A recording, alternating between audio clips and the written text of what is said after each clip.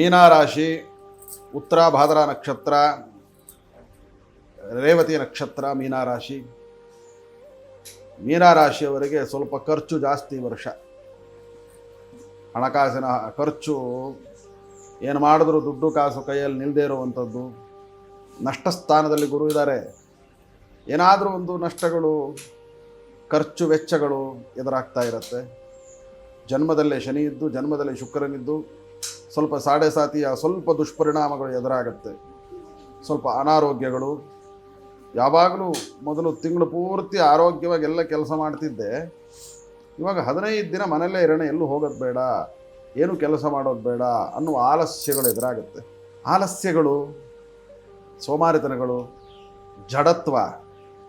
ಪ್ರಮುಖವಾಗಿ ಮೀನರಾಶಿಯವರಿಗೆ ಜಡತ್ವ ಜಾಸ್ತಿ ಆಗುತ್ತೆ. ಜಡತ್ವವನ್ನು ಹೋಗಲಾಡಿಸಲಿಕ್ಕೆ ಯೋಗವನ್ನು ಅಭ್ಯಾಸ ಮಾಡಿಕೊಳ್ಳಿ. ಸಾಡೆ ಸಾತಿಯ ಇದು ಎಲ್ಲ ಜೀವರಾಶಿಗಳಿಗೂ, ಎಲ್ಲ ರಾಶಿಗೂ, ಎಲ್ಲ ಮನುಷ್ಯನಿಗೂ ಬರುವಂತಹ ಒಂದು ಸಾಮಾನ್ಯ ಸಂದರ್ಭಗಳು.